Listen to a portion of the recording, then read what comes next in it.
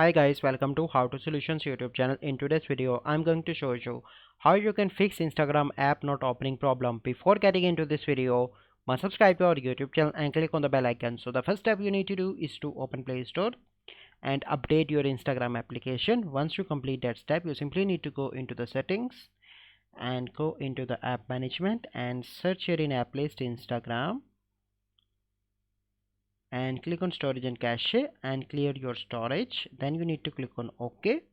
After that, you simply need to go into the permissions and allow all permissions, as you can see that. And once you complete that step, you simply need to go back and reinstall your Instagram app and log in your account. And after that, your Instagram app is working normally. As you can see that my Instagram app is working. So here you can see that. So by following these steps, you can easily fix Instagram not opening problem.